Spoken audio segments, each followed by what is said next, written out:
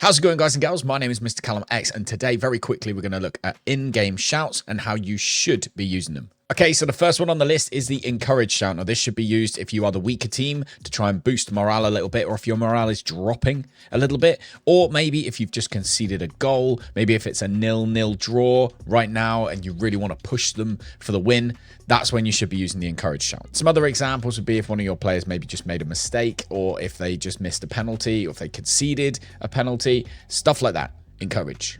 Next on the list, calm down. Now, calm down is very simple. It is like you would treat a child if they were being naughty. You're telling them to calm down. If someone's getting aggressive, if someone's getting frustrated, those kind of things, then you should tell them to calm down. This is one I will never use for the whole team. I would only use this on an individual basis, because if you tell someone to calm down, but they're actually already calm, again, they're going to take it in a bad way. So calm down calms aggressive players. Focus! This one is very, very simple. It is telling your team to concentrate on the game. You're basically informing them that they need to knuckle down and really, really pay attention. This would be perhaps if you are defending a very tight lead towards the end of the game, or if you've just conceded a set piece. Maybe you're telling your goalie to focus because you've just conceded a penalty towards the end of the game.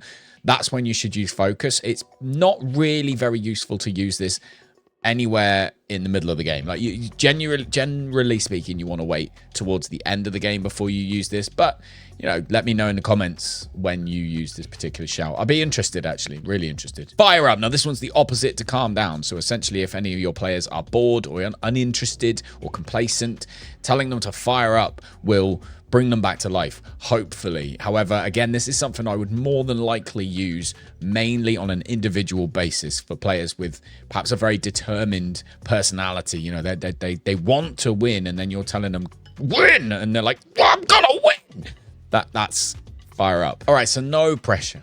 No pressure is the opposite to firing them up. You're essentially trying to calm down nervous and anxious players and make them feel at ease, and it will minimize the effect that the game will have on their morale at the end of the match. So if you lose 5-0 to Manchester United, but you are a Vanarama League team, you know, you were going to lose 5-0 to Man United. Don't panic about it. Keep going on. Keep on keeping on. Points if you can tell me what film that's from. Demand more is to amp your players' performance because they are not performing how they are expected to. For example, if you are the clear favourite to win a match but you are 1-0 down, you need to be demanding more from your players. If your striker is not hitting the back of the net, if every single shot is going wide, you need to demand more from it. The time when you really should avoid using this, or the times, is the beginning of the match. It won't work at the beginning. They haven't started yet. Can't demand more when they've only just started. As well as if they are, you know, massively in the lead. If you're 3-0 up, don't demand more from your players. They are already giving you more. Praise should be used sparingly. If you praise somebody all the time, it loses its meaning, and that's actually the same on the game. If you praise your players all the time, they actually will turn around to you and go, well, that's all fair and good, but you praise me all the time.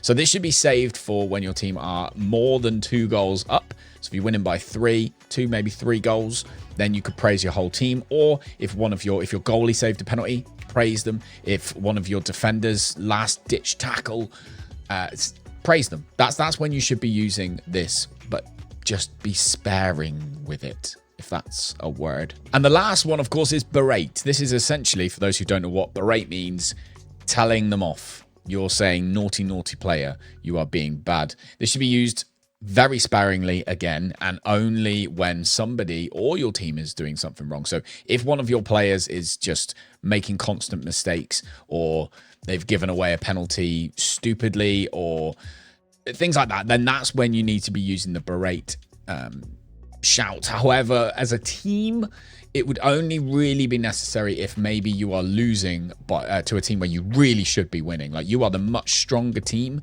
but you are losing 2-0, 3-0.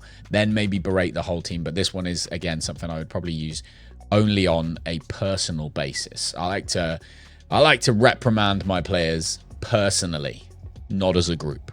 Let me know in the comments how you get on with these shouts, and if you have any extra moments where you think that people should be using them, discuss down below in the comments. That would be great. Also, maybe I'll see you on Twitch or Kick for a live stream.